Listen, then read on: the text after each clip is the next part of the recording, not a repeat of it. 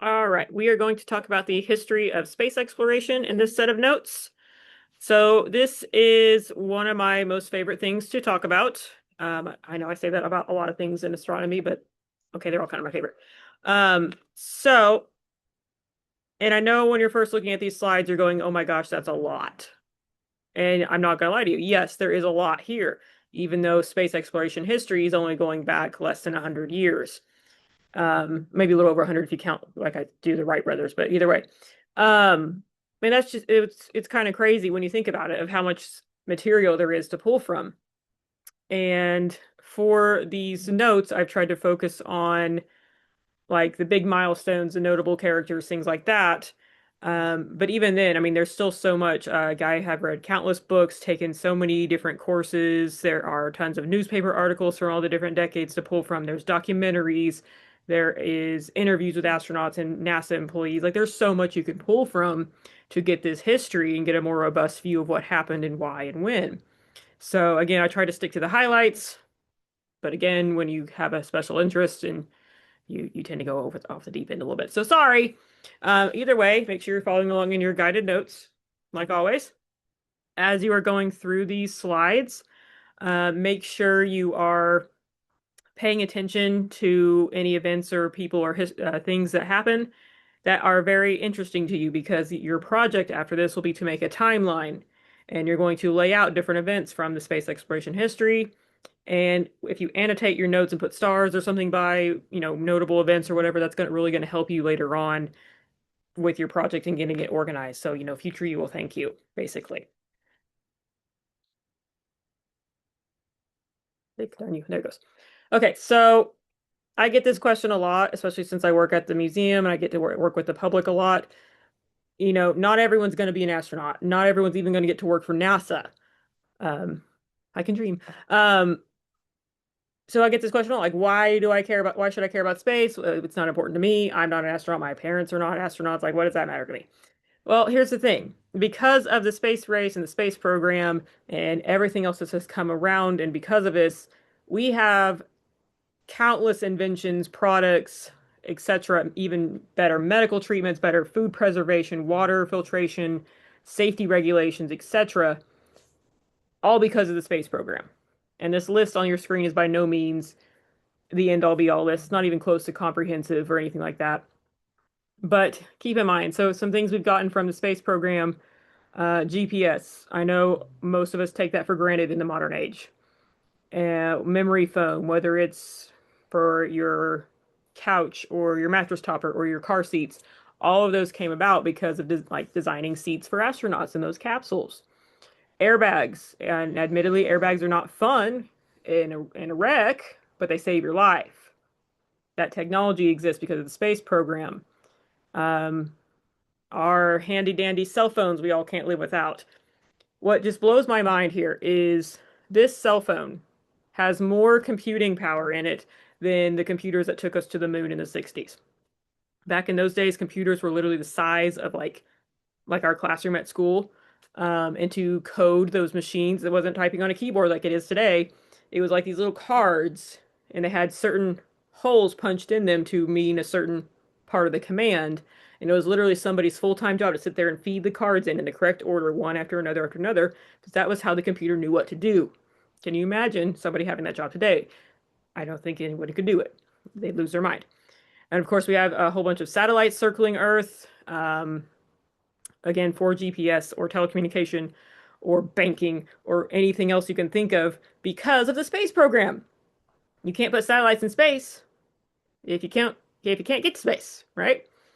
And the reason I bring up one of these things and we talk about this in this class is because yes, this class is a science class. We learn about the physics of rockets and how they're going to work and Kepler's laws and Newton's laws and things like that.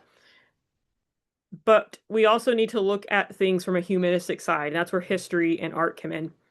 Because you cannot fully appreciate the current space endeavors if you don't take a moment to reflect on where we came from. Because this is actually what happened with toward the end of the Apollo mission. People got kind of bored with space. in rocket launches because it became so routine and so predictable and so just like, man, it happened, cool for us, that people just got bored with it. And I think a lot of people, hopefully since Artemis 2 happened a couple weeks ago, this isn't the case anymore, but a lot of people are kind of feeling like that too. Like we just take rockets for granted now. And I don't want that to be the case because that's not how you grow and change, is taking things for granted. So it's very important to look at things through a historical lens so we can understand where we might go in the future. Okay, so before the space race, before we had space travel, so of course we have the Wright brothers. They were the first to have a powered, controlled, and sustained flight of a heavier than air aircraft. This is the Wright Flyer here. It flew a whopping 12 seconds, 120 feet at Devils Hills, North Carolina, not California. Um, it usually gets reported as Kitty Hawk, but that's because at the time they didn't want to put the word devil in the newspaper, and Kitty Hawk was the closest major area that didn't have the word devil in the name. So it's actually Devil's Hills, not Kitty Hawk. Um, and this plane, it was like balsa wood and like canvas and like linen thing, like not very heavy material. But to fly it, so that kind of dark smudge there in the middle, that's one of the brothers. They actually had to like lay flat across it and control it like this while they laid on their stomach. It's hard to demonstrate with a pug in my lap. Um, and that's how they flew it. That's how they controlled it. This wasn't a glider. So gliders go where the wind takes you. This was an actual, they controlled where it went, and that's part of why it is be so distinct. And part of why the Wright brothers did so well in making this is because they were actually bicycle mechanics. They knew very well the ins and outs of how to make things move. So that was in 1903. And just for a moment, take a second here. We, spoiler alert, we landed on the moon in 1969 for the first time. So humans went from flying, mind you, just above the ground, not super high here, to going to the moon in 66 years. That even boggles my mind to this day, and I've grown up around this stuff. So like it's just like, what? And then for perspective, we just went back to the moon with Artemis, Artemis 2. There was just over 50 years between Artemis 2 and Apollo 17. So almost an almost identical time frame and not quite the same achievements were achieved. Not saying we didn't do some great things, we'll get to that. But you get what I mean. There's a very true dichotomy there. So after the Wright brothers, they did their thing. We have World War One. World War One, aviation and related fields were not the main front of fighting. Um, but it became very clear to the U.S. government that it was going to be the future. And when we're talking about U.S. government, everything comes back to strategy and defense and things to do with the military. So the government created this organization that the name might sound familiar, but it's not quite. So it's NACA, or National Advisory Committee for Aeronautics, and this is basically the big brother, the predecessor to NASA, who we have today. So the whole reason was to create all these ways to study flight problems, better planes, etc.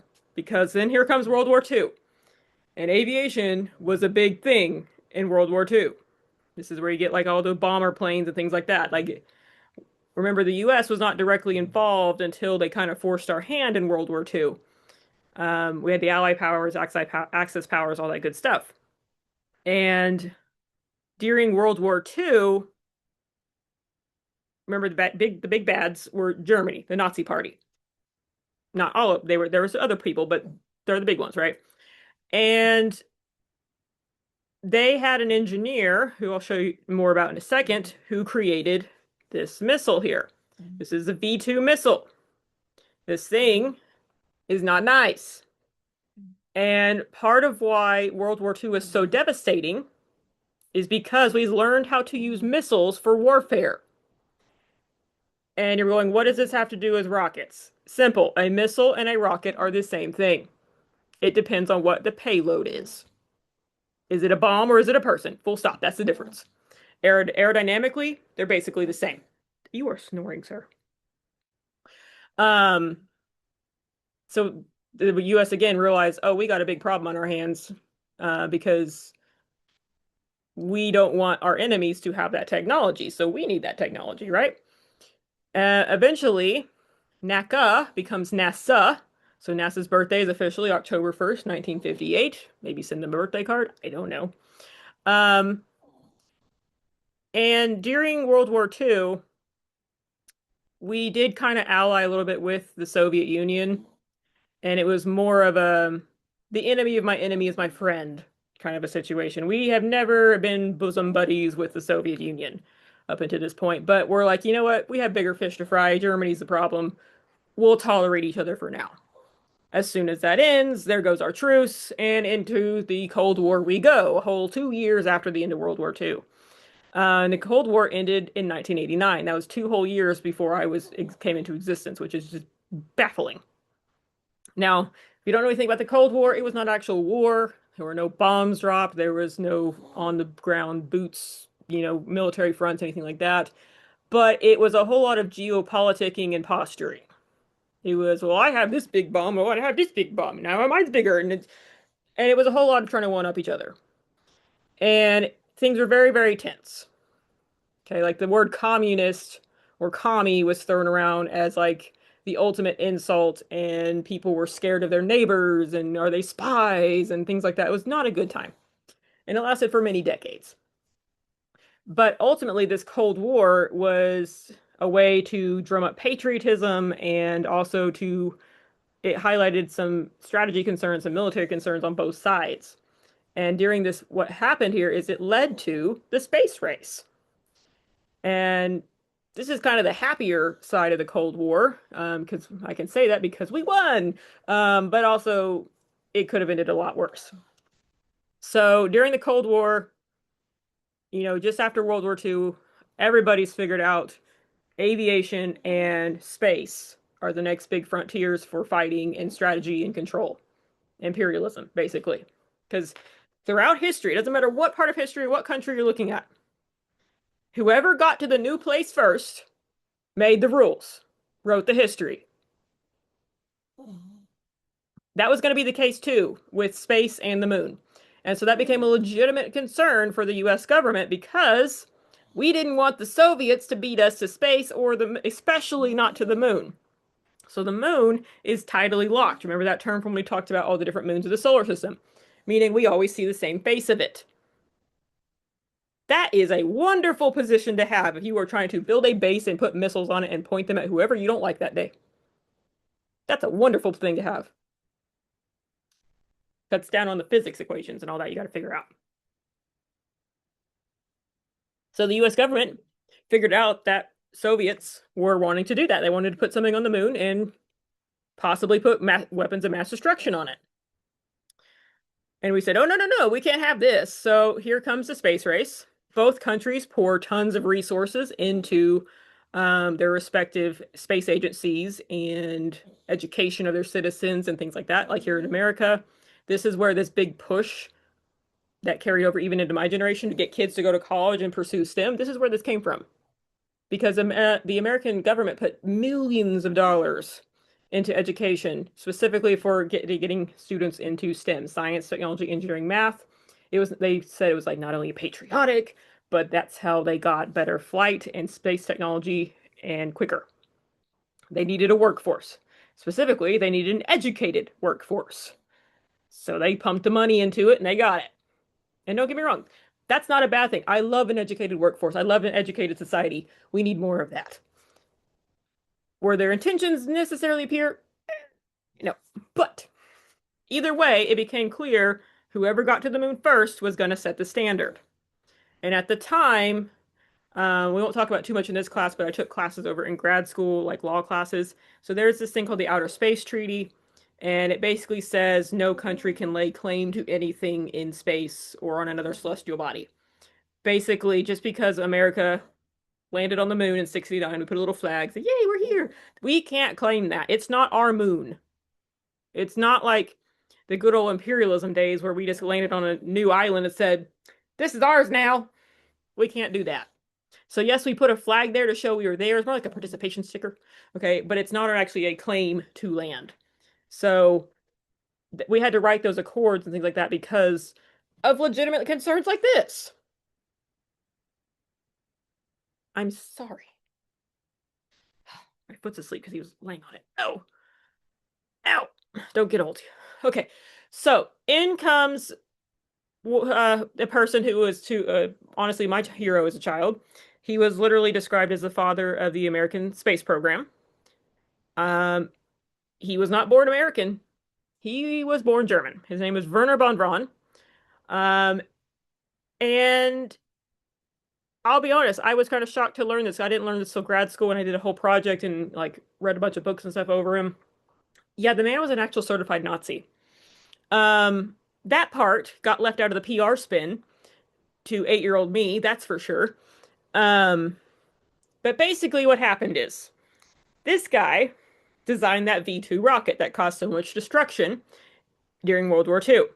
Side note, forgot to tell you, if you want to see a real V2 rocket, go to the Cosmosphere in Kansas. It's super cool.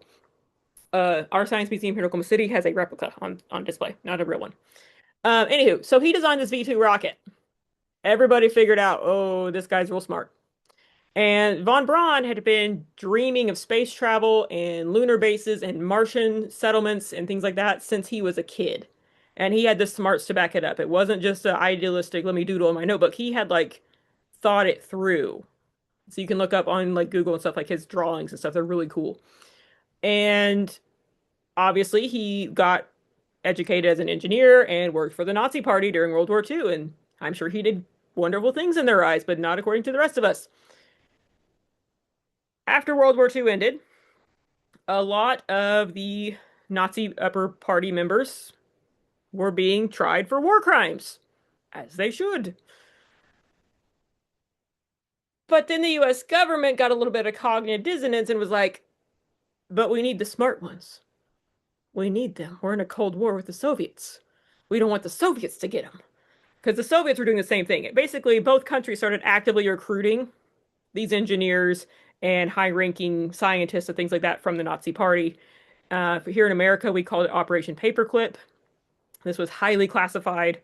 Um, all told, we brought over about 1,600 German scientists, engineers, technicians, things like that, um, most of whom were former Nazis. And we said, hey, come work for us. Come build up our space program. We won't put you in jail. That's a pretty sweet gig to me when you're facing war crimes. So guess what? They did it. And the Soviets offered a similar gig to, and they got some too. So we recruited scientists from their rocket program, their aviation program, their biological chemical warfare program. Obviously, this was controversial, very controversial, and rightfully so.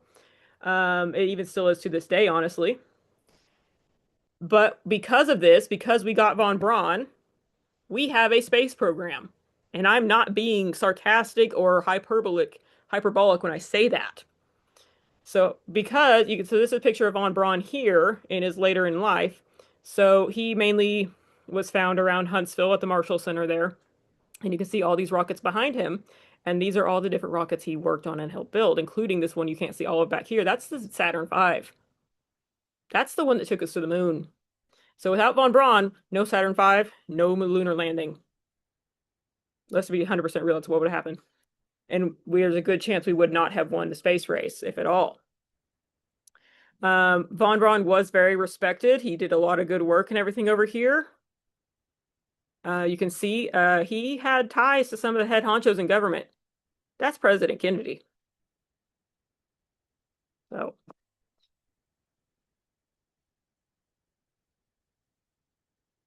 okay. So, in October 57, so remember, NASA is not a thing until October of 58. So this is before NASA's first birthday.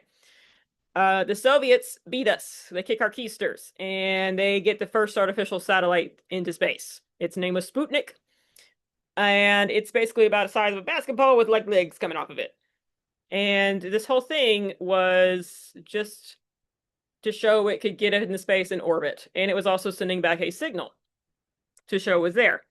And the U.S. citizenship, they could kind of see this thing with like really good binoculars, and they could pick up this telemetry signal on the radio, which I'll show you a video of the sound of it in a second.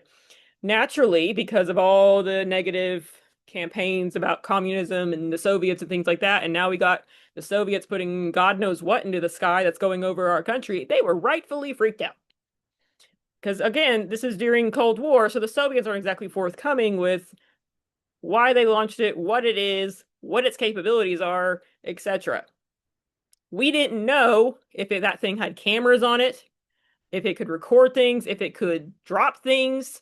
We didn't know. We just knew there's this thing in the sky going over our country, and we're just like, the heck is going on?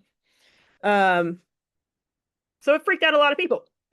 I don't judge them for being freaked out because you know what? I'd be freaked out too. Hang on, I gotta find my other tab. I have too many tabs. So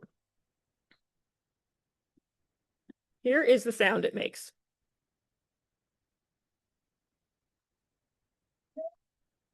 No. Shh. Okay, see, he doesn't like communism either. So imagine you hear that broadcast. Understandably, you would be like, what the heck is that? And we're a little bit freaked out. And like I've played this in class before for my students, and they go, "Oh yeah, that's creepy. I don't like that." I'm like, "Yeah, I don't either." Okay, so point one, Russia, or excuse me, Soviet Union. No, not Russia yet. Uh, for Sputnik, and we're like, "Okay, we got to get our head in the grave. We got to do this." Well, here comes Soviet Union getting point number two. They got not only the first artificial satellite in space, they also launched the first living thing in space. Her name is Laika. She was a dog. I've seen translations of her name to mean like little barker, which is kind of funny because they supposedly picked her up as a stray because she was so calm and chill, but every dog I know that barks a lot is not calm and chill. Tut. Um, so Laika was launched in Sputnik 2 in November 57. Again, NASA's still not a thing. So Sputnik 1 was October of 57. Now within a month, we're launching Laika. That's a heck of a turnaround. And so several dogs were picked up and trained. Over time, they had to work on training them to get into be used to these like smaller and smaller capsules. Because to be frank, launch is already kind of a traumatic thing anyway, especially like say you're an animal, you don't know what's going on, and then you're already shoved into a tiny little capsule. That's probably not an ideal situation. So Laika was launched and she completed about a few orbits around the Earth at low Earth orbit. Okay, so we're not going super high up, but she crossed the space line, she crossed the Kármán line. And the whole reason they sent her up was to prove that living things could go into space, because at the time we had no idea. Nobody had done it before. They did monitor her vital signs like temperature, respiration, etc. through her flight. Um, However, the Soviets again did not release all the information. In fact, it wasn't until 2002 it was actually revealed how she passed. Because prior to this, the Soviets painted the story of she was up there for about 6 days, and then they humanely euthanized her essentially by getting rid of the oxygen. Okay, that's what they told the people for decades. In 2002, it was revealed that that's actually not true. What happened is she completed 4 whole orbits and then she passed due to hyperthermia, meaning high body temperature. Hypothermia be low body temperature. So basically, what happened is she full on panicked and her body temperature skyrocketed and she passed. And they never had a plan of how to bring her back. Never. They didn't even have the technology. At that time, they were so concerned with just sticking it to us, I guess, and being we're the first ones to get living things in space. They didn't care if they brought her back or not. There was never a plan to bring her back. They didn't know how. Obviously, this was not met with great, happy, warm, fuzzy feelings. Um, Although to this day, I believe they have erected like a statue in Russia for Laika, and this you can see this like a commemorative stamp they made for her because they kind of were like, oh, that was kind of a jerk thing to do. We killed a dog. Other dogs were launched after her, like Belka and Strelka and things like that. Okay, so it's right now the score is 2-0. This is not much of a race. At this point, this is a butt whooping. Um, so The US is like, we gotta get something into space. Launch something, please. So the US, there is a place in California called the Jet Propulsion Laboratory. It is one of the current NASA centers. It's out in Pasadena, so Southern California. And they built this satellite here. It's called Explorer 1, weighed about 30 pounds. You can see it takes about three guys to kind of hold it in the air. So we're not talking a huge thing. We're just about yay big. Okay. And because so Sputnik was more of a gotcha thing and a sit back telemetry and all that, but it didn't do a whole lot. So the US was like, you know what? We're gonna launch something, but it's actually gonna do stuff. So it actually had scientific instruments on board. And throughout the semester, remember, I've talked to you about how the Earth has essentially this like invisible protective shield around it that helps protect us from like solar radiation and things like that. We love it, need it. We didn't know that existed until this mission. So those Van Allen belts, those radiation belts around the Earth that help protect us, were discovered by this Explorer 1 satellite. So, I guess we get like a half point for extra credit. I don't know. Um, but essentially by this point we were in full on national embarrassment. So we kind of recovered a little bit by being like, look, we discovered something. Yay. Um, and if you'll notice from the date, we still don't have NASA. We're still about see this January 31st, so let's say it's February. So we're still about an 8-ish months away from NASA being official. 8 months and change. Okay. But because of this successful mission with Explorer 1, it was a further like oomph, a catalyst, if you will, to get that NASA thing finished. Get it official, right? Okay, then we have Abel and Baker. Ah, see, this is what happened when I have too many props. By the way, this is Von Braun. This is from 57. It cost a whole 25 cents, and this thing is huge. Look at this. Okay, so that's Von Braun. This is one of his models. Okay. All right, so here comes Abel and Baker. So we knew living things could go to space. Laika proved that. We knew we could get telemetry data back. Sputnik and Explorer proved that. But now the question becomes, can we return living things safely? Because, Laika didn't get returned. So enter Abel and Baker. So Abel is this one. This is Baker. Baker's also this one up here on the little model of the Jupiter missile. So we use primates because, well, to be frank, humans are distantly related to primates. We are primates. So we wanted kind of a more comparable model. And again, we did bring them back safely. So they launched in May of 59. Abel was rhesus monkeys, Baker was a squirrel monkey, and they also sent up fruit fly larvae and sea urchin eggs because they wanted to basically see, do those things still turn into what they're supposed to after they've been in space? Because again, we didn't know a whole lot about what space does to living things beyond apparently makes dogs freak out and die. Um, so this was a Jupiter missile and a U.S. Army experiment launch. So Abel and Baker, they launched, they did great. They came back, great. They also had different monitors on them through the flight as well, again, to keep track of vital signs. And after the flight, they had to have those surgically removed. Well, unfortunately, Abel didn't survive the surgery to remove the probes and devices and things like that. So the poor deer passed from surgical complications. She is now on display at the National Air and Space Museum in DC. And she has a little bit of a claim to fame because she was featured in the Night at the Museum Smithsonian movie. Although admittedly it was a different type of monkey that played her, but either way. Um, and then Baker, however, lived to the age of 27 and passed in 1984. Baker is buried at the Marshall Center there in Huntsville, Alabama. This is her grave marker. And this is that same grave marker, but there's me in high school when I went to space camp. So this is me and my space camp squadron from, I think that was 2006. I don't know. I have to ask. But basically, what we did because we were teenagers and we were like, this is funny, but also sad. So what we did is so at the space camp there's a big like mess hall where you get your meals each day. And for breakfast, they always had like fruit and everything. And so we all came up with this plan. Because if you notice, there's something on top of this grave marker here. That's a statue of bananas, courtesy of us. So we decided to all sneak a banana out of breakfast. And our counselor's like, what are you doing? We're like, nothing. Classic response from teenagers. Yes, I know, I work with them. And then we went to Baker's grave and we built this lovely statue to commemorate Baker.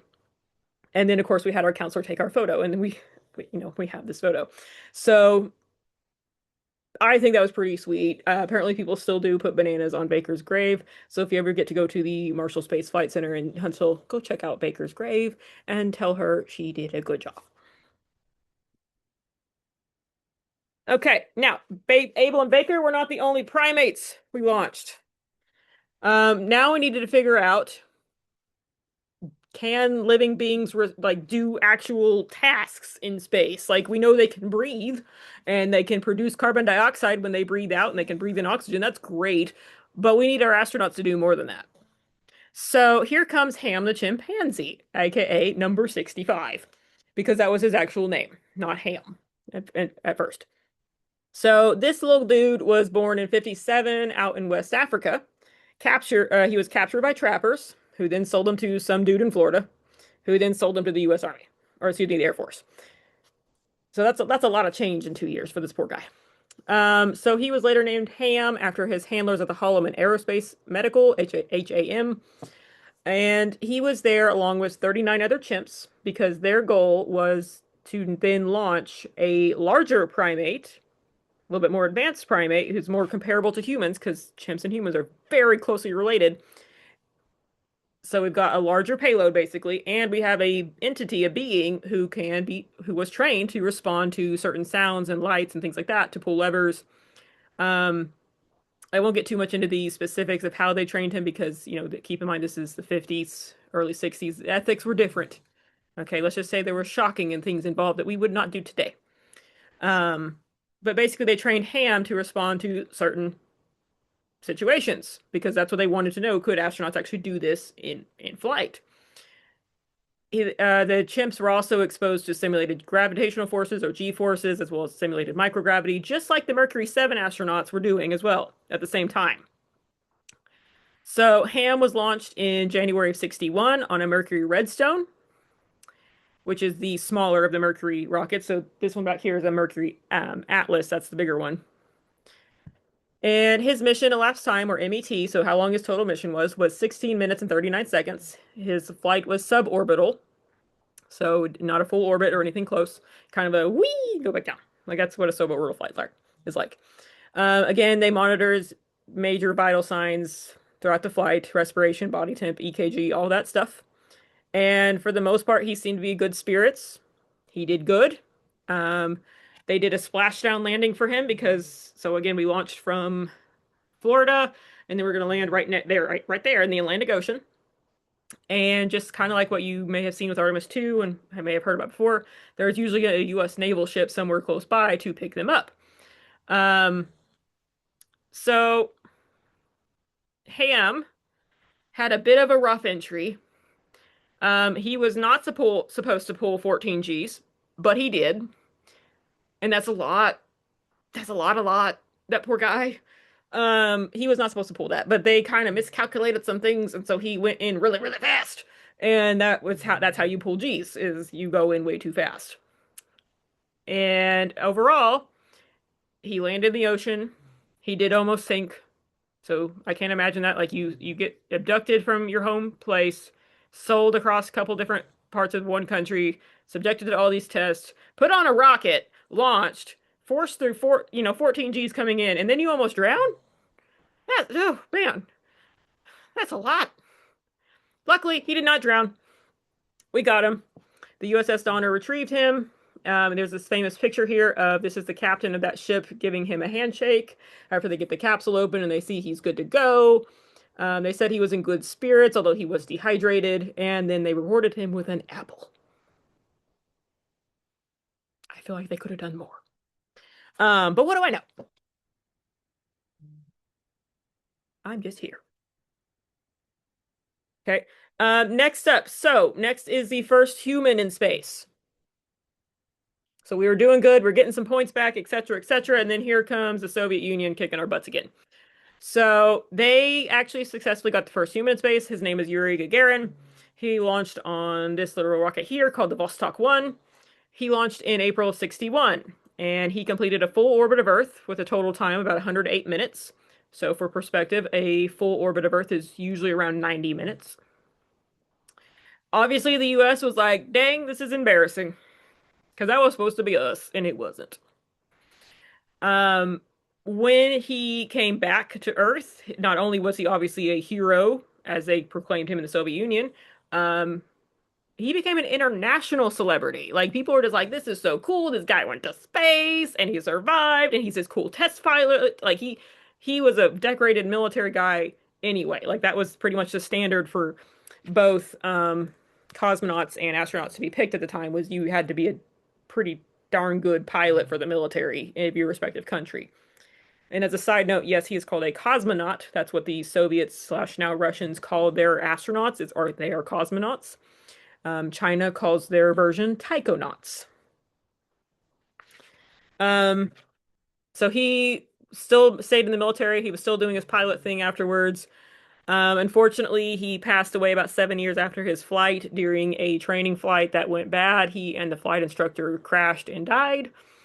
Um, and then his cremated remains were actually placed in the wall of the Kremlin, which has a little plaque and everything over it. So if you want to go see it, you can. I guess if you go to Russia, as one does.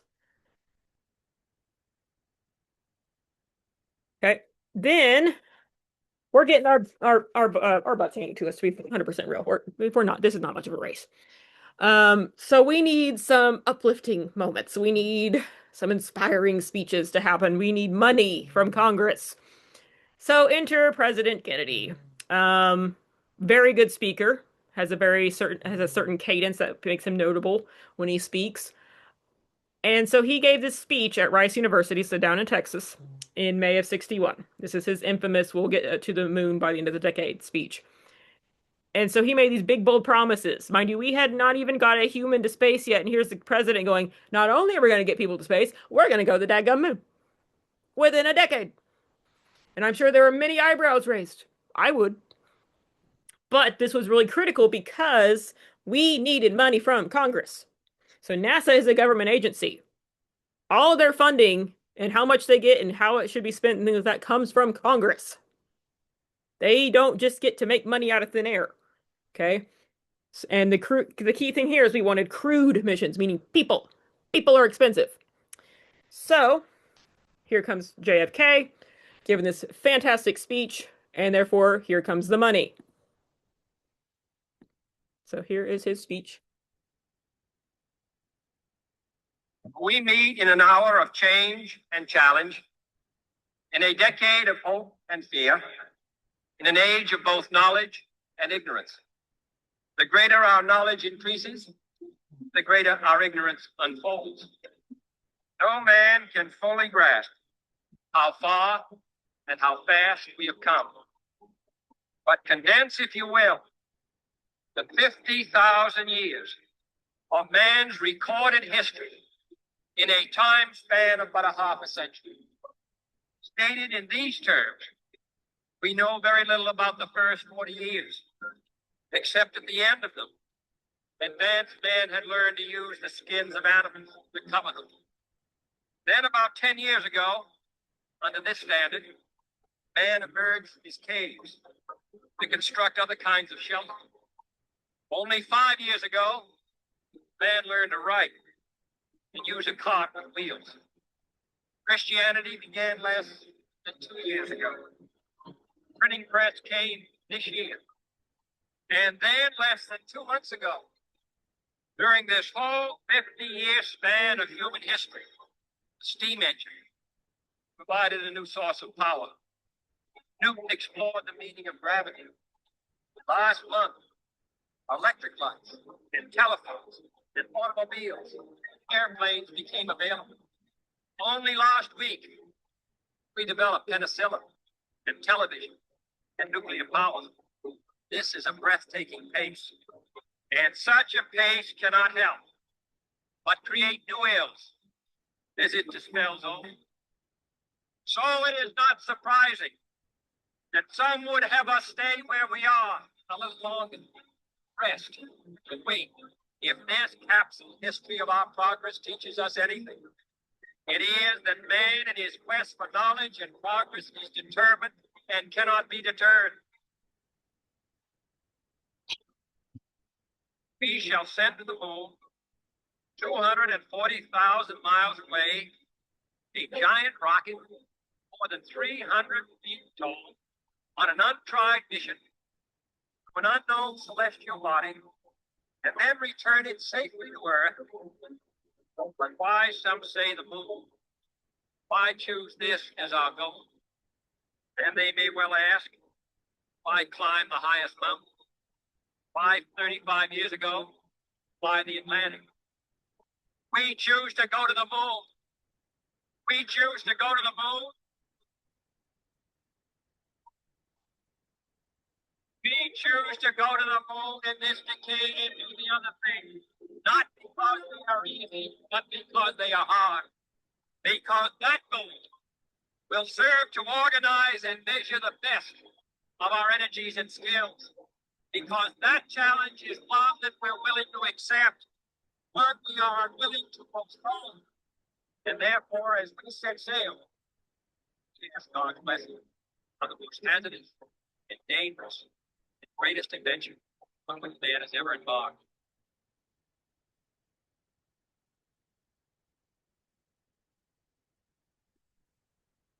So you can see why that speech got some money rolling in.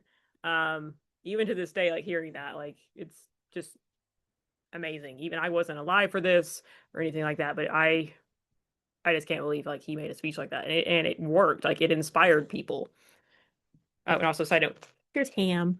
He also made the Life magazine.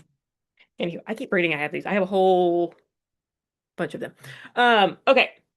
So here comes the first big aspect of the American space program called Project Mercury. So this was a series of missions between 58 and 63. So the whole goal of Mercury, the Project Mercury, was to get into space and eventually just keep building up longer and longer times spent in space. Um, Again, by this point, we had not sent a human into orbit yet. We were just like, oops, this is awkward. So we also wanted to focus on how does the human body respond to space for things like eating, sleeping, you know, normal everyday things that we kind of take for granted. So Mercury is distinct because that capsule at the top here, these kind of darker black kind of cone shapes here, those are the capsules. They were only designed to hold one person. That's it, one person. Okay. There were originally 7 astronauts picked by NASA for this project. Okay, they were called the Mercury 7. Okay. These guys became overnight celebrities. Everybody wanted to know them, everyone wanted to be their friend. Okay, they like all started living on the same street in Houston, that we had car dealerships wanting to give them cars. It was a whole thing. Even their wives became popular. That's how big of a deal this was. These were literally American heroes. Now, of course, um, they were all military, as you can guess.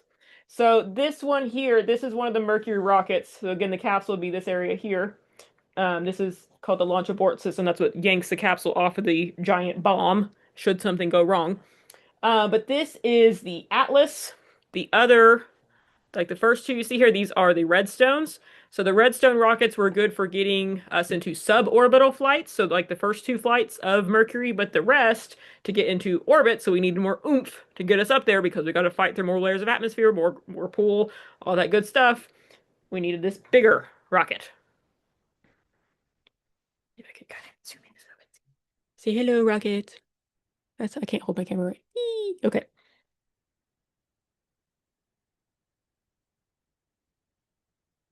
So the Mercury 7, the first 7 astronauts, aka astronaut group 1. For perspective, If you jump ahead to September of 2025, that's when they announced astronaut group 24. So astronaut groups have varied in numbers and, how often they select them and things like that, but we're on 24 now. So, astronaut group 1, Mercury 7. Their names were announced to the world on April 9th of 1959. And you've got Scott Carpenter, Gordon Cooper, I met him, John Glenn, didn't get to meet him, Gus Grissom, Wally Schirra, Alan Shepard, and Deke Slayton. So these guys were the best of the best. So only military test pilots were allowed to even breathe in this term of consideration.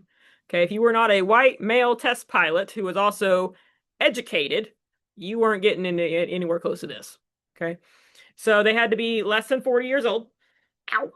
They had to be less than 5'11", so basically my height or shorter. They had to be in excellent physical condition. Of course, they had to be the test pilot. They also had to have a bachelor's degree. They had to be a graduate of test pilot school with at least 1,500 hours of flying time, and they had to reach the qualification of jet pilot. So you can see them there in their spacesuits that they made for the Mercury program. I think they look like very fashionable baked potatoes. But luckily, we have slightly better designs now. And of course, you can see them posing with a mock-up of a capsule here. So here is basically a quick overview of the different missions for Mercury. So the actual capsule name or the spacecraft name is here in italics at the bottom. So we've got like Freedom 7, Liberty Bell 7, Friendship 7, Aurora 7, Sigma 7, and Faith 7. And you can look over here and you can see the order that they launched in. Okay, so Shepard was the first American to go into space. Hooray for him. His flight was only suborbital and it lasted about 15 minutes. If you notice, Ham's flight was also suborbital in about 16 minutes, about the same. Liberty Bell, Gus Grissom, his flight went normal, like they were expecting until it came time for splashdown. So he actually almost drowned as well. What happened is that capsule hatch prematurely blew. Like there's a mini almost detonation that happens with it. And like to get those capsules open, it took a lot of work. And people who had gotten those open from inside, they always had bruises on their hands. Well, because people back in the time, because what happened here is the Liberty Bell sank. Like it didn't get retrieved from the ocean floor until 1999. Okay. And people were trying to say, oh, Grissom, he just panicked and he blew his hatch too early and blah, blah, blah. But he didn't have bruises on his hands. He didn't. He was a very calm-natured test pilot. They don't get panicked. They have that kind of beaten out of them in all that training. So what happened is the capsule door blew. Capsule started taking in water. Gus Grissom, of course, is like, I'm getting out of here. So he actually gets out of the capsule, starts to swim away, but he's still actually kind of connected to the capsule with these oxygen vent lines. And they tried to use the helicopter like they always did to pull up the capsule, but unfortunately, helicopter versus, water is not a good combination. So they couldn't get him. Let's see which is. Okay, so for perspective, this is Shepard being pulled in. So they pull him up with the helicopter in like a little like harness hat thing. And they were trying to pull up the Liberty Bell, but of course it was already taking on water. It's too heavy. So they eventually release it, but not realizing he's still kind of attached. Grissom is. And so when that capsule starts to sink, well, he starts to sink. And he almost drowns. Luckily, they get to him. He's good. He gets pulled up in a helicopter. They take him. Then you'll get him checked out. He's good. But that capsule sat on the bottom of the ocean floor for many, many, many years. If you want to go see it, because now it's obviously not on the ocean floor, it's again at the Cosmosphere. This is like a walking advertisement for the Cosmosphere today. So yes, you can go see the actual capsule. What do we have, y'all? Then I have a lot about John Glenn. Then so these are the first three. So Shepard, Glenn, and Grissom. These three here, these handsome gentlemen. Okay, so John Glenn was the first to do the full orbital flight. He was up there for about 3 orbits, so just under 5 hours, and got lots about him. So afterwards he had a parade. Gotta be very fancy to have parades. See. Um, it was all over the newspapers at the time. You can see like the launch, view of the capsule, him going to the launch pad.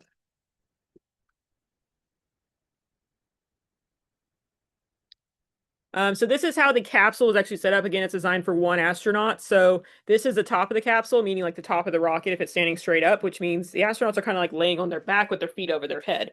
And that's pretty standard for Mercury and Gemini and Apollo, and even to this day, a little bit with Artemis. I don't think it's as severe of an angle. I'd have to double check that, but yeah, you're kind of like reclined and you've got buttons everywhere. So you can see they've got a heat shield because that should be what takes the brunt of the heat as you re-enter the atmosphere. They did have a window they could look out of. How nice. They had controls to, control the descent and the flight and everything like that. Because again, these were pilots.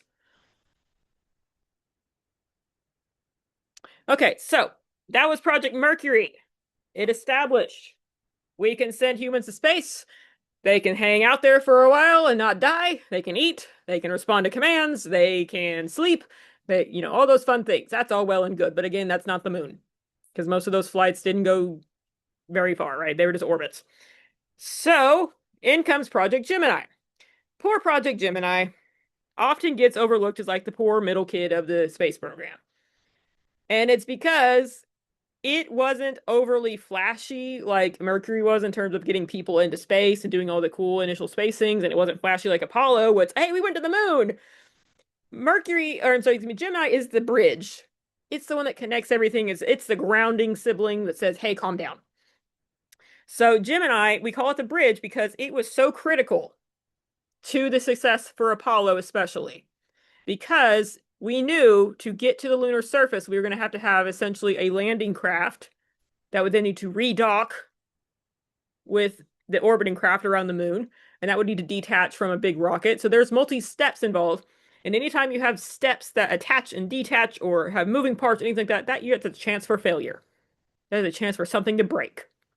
So we needed to practice these things, these skill sets called rendezvous and docking. Rendezvous is a French word if you didn't know. So we had to practice that. That's where you dock between two spacecraft. You can't just show up at the moon and say, I hope this works. No. So Gemini also established something called the extravehicular activity, or the EVA. This is where you go outside of the spacecraft in your own little mini spacecraft called a spacesuit, and you float and do tasks and do things. So EVA is, again, pretty commonplace today. Still highly dangerous. Still highly technical. But without Project Gemini setting the tone, that may not have happened the way it does today. So again, these missions started being longer and longer in duration. And another thing that made it distinct from Mercury, so Mercury was one guy by himself. Gemini was 2 astronauts at a time. So we had 10 total crews with 16 individual astronauts. They were astronaut group 2, aka the new 9. You can see this is the Gemini rocket over the times. This is called the Gemini Titan. That's the main workhorse there of the Gemini program.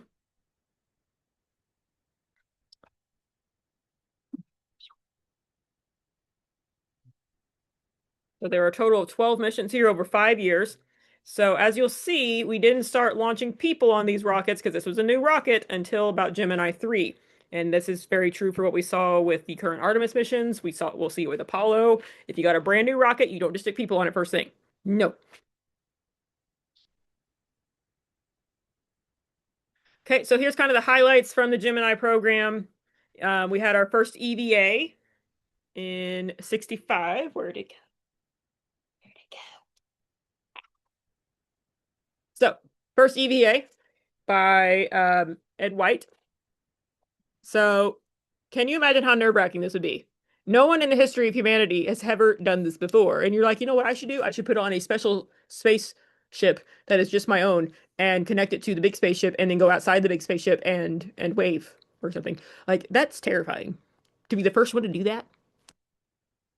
I mean, I'm saying if I get chosen for astronaut candidacy, I'm gonna do that. It's gonna be cool. But to be the first one, oh my God. Then we started working on rendezvous. We had to work on docking. All these things had to be practice and practice and practice and practice, or else we would not have had the Apollo mission be so successful.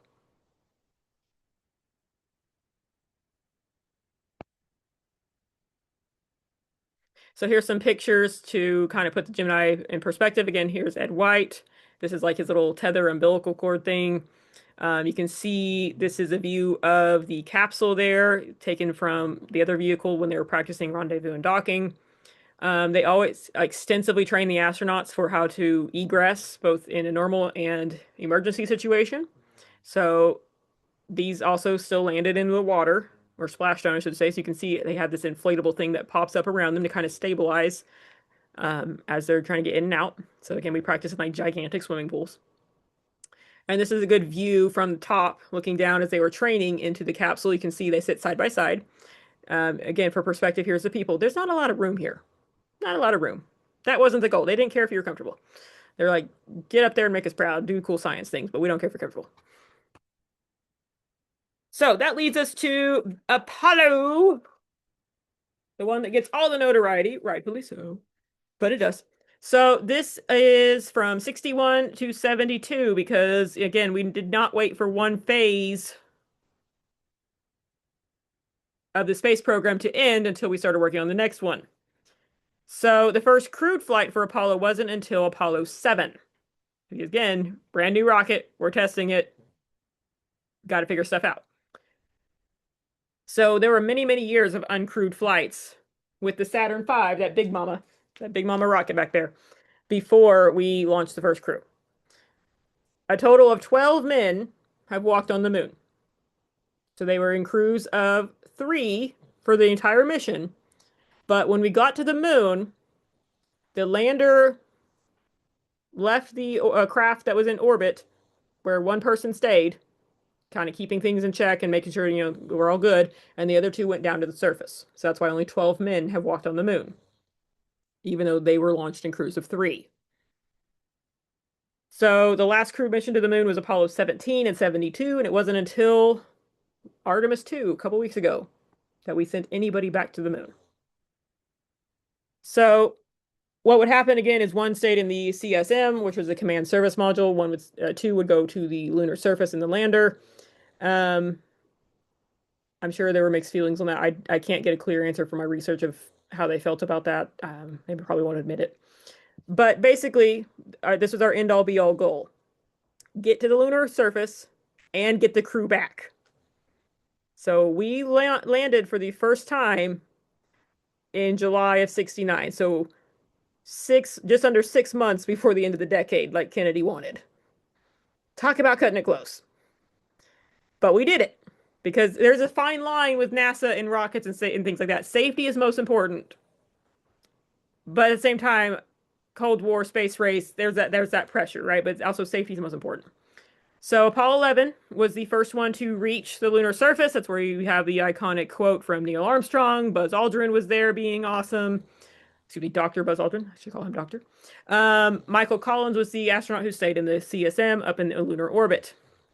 Now, Apollo has some other notable missions, and they are not notable for exactly happy reasons. Um, so Apollo 1 actually was named Apollo 1 after the fact. It was sadly a tragedy.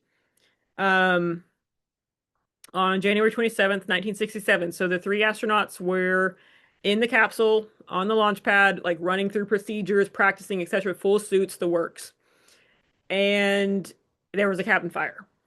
So back in those days, from our previous EVA with Gemini, things like that, we had figured out that because of the high amounts of nitrogen in our atmosphere that we breathe in all the time, it's an inert gas. You're breathing it in right now. You're not dead. It's fine. And we're talking like 78%, I think. That's all well and good until you get to certain altitudes or pressures and things like that. So what happens is you can get something called the bends. Scuba divers are prone to this if they ascend too quickly. Basically, that nitrogen, that gas, it forms little bubbles in your bloodstream and it can tend to collect in like joints. It's very, very painful. And so they to avoid this, because we don't need our astronauts incapacitated after they do a spacewalk. That's unfortunate. So we started having astronauts breathe in pure O2, oxygen. Therefore, no nitrogen in your blood. Therefore, no bends. Sounds good. The problem being, oxygen is highly flammable. Very flammable. So these three astronauts for Apollo 1, they're on the launch pad doing their thing, practicing for whatever. Under one of their seats, I can't remember which one off the top of my head, I have to look. There was a loose wire and it sparked. And what happens when you have a spark in a pure oxygen environment?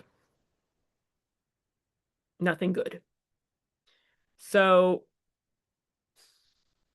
they didn't make it. It went up like a tinder box instantly. They found two of the astronauts at the door trying to get it open. The other one, the one whose seat was over the spark, never made it out of his chair. This rocked the world and NASA. Um, Commemorative Life magazines came out. They got full military honor, funeral, the works. Like, this was our first major loss in the space program. To be honest with you, I'm surprised it took this long. I'm going to be 100% real. But it's still so devastating. I wasn't even there, and it still gets to me. So, after every tragedy, NASA learns. What did we do right? What did we do wrong? How do we not do this in the future ever again? And that's where the pure O2 environment went out the window. They said, we're not doing that no more. So nowadays, before EVAs, pure O2 is still involved, but it's in a more controlled situation. So the astronauts would do something called a pre-breathe while they exercise. So they put on a little mask. It pumps in pure oxygen. They breathe it in while they exercise for like 30 minutes to an hour. It gets all the nitrogen out of their blood, but it's just for them. And it's in a very controlled situation. So it's not the entire capsule or crew or whatever thing is on, a bomb, basically. Um, so it's kind of sad also because Ed White, remember he was the one who did the first EVA and he passed in Apollo 1, as did Gus Grissom and Roger Chaffee. The other notable mission for Apollo is Apollo 13. Um, Obviously, got a nice movie made out of it with Tom Hanks. So in that mission, the goal was for Apollo 13 to land on the moon. That was their whole plan. But they didn't make that happen because their life support system started having major issues after an oxygen tank ruptured in the service module, and we had electrical problems. Like they barely made it home. This is where NASA pulled together and figured out some harebrained back of the woods scheme to use whatever parts they had to get them home. And so they eventually came home. My God, I think I'm boring him. And so they came home, thankfully, in one piece. So Apollo 1 has this nice memorial at Arlington Cemetery. So I'm kind of jumping the gun here a little bit, but that they're not the only crew we've lost. And so we actually have a day of remembrance each year for the astronauts we've lost. And like this is a patch my uncle got me when I was a kid. Because there's one we'll get to it all because I remember it distinctly. But yeah, this is the Apollo 1 patch right there. Incidentally, happened on my birthday. So on the Apollo mission, you've got different components to the rocket and the mission. So you've got the command service module, you've got the LIM, which is this guy here, the lander. You got the Saturn V rocket, and then so this is the CSM connected to the LIM there. You can see why rendezvous and docking were so important. You got to connect two different spacecraft. And this up here is a close-up view of the top of the Saturn V. So you can see here's the service module, here's the command module. Again, not a whole lot of room here. Here's some other schematics and things like that you can see showing how they worked. Um, so the command module was made to hold 3 people. The LIM was for 2. Here's the Saturn V. So part of what made the Saturn V so successful to get us to the moon is because it's a multi-stage rocket, meaning once one stage falls off, that inertia, that thrust pushes the rest of it forward. So that fuel goes farther, basically. That's why multi-stage rockets are so successful for getting us really, really far away. And we'll see that again with the SLS for the Artemis missions. Um, this is actually the crew of Apollo 1 in the capsule practicing. I don't believe that photo was taken on that day, but you can see how close they are sitting together. You can see how they've got like life support vents and things hooked up to them. Again, we did splashdown. You can see some charring from the heat shield on the outside here, but again, we establish a flotation ring around it to help stabilize it. And then we have the US Navy come and retrieve them. So all of the um, Apollo missions focused on the lunar equator area.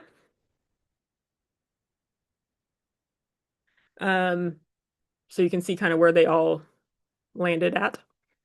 And what's crazy is because there's no atmosphere, therefore no wind and weather on the moon, their footprints are still there, like exactly where they left them, as is the trash. But whatever. The American flags they planted are more than likely very, very sun bleached, if at all still intact. They're probably disintegrated because of I mean, they're getting radiated by the sun. So the future Artemis missions, so they're going to land on the moon's south pole because there is a lot of craters down there that we suspect are very, very deep to the point that the bottom of those craters do never gets any sun, which means there's a very strong possibility for frozen water ice to be found in those craters. And that's beneficial not only because, hey, humans need water to live, but also because we can use it to then take that water and split it into hydrogen and oxygen, which means we can make atmosphere for like habitation. We could make rocket fuel out of it. There's a lot of uses for it. So that's why we're going to focus on the South Pole in the future. And I'm going to stop this for now, and then I'll talk about the others in the next video, because I think I'm talking too much, but I don't care. See you in the next video, if I can find the right button. Bye-bye.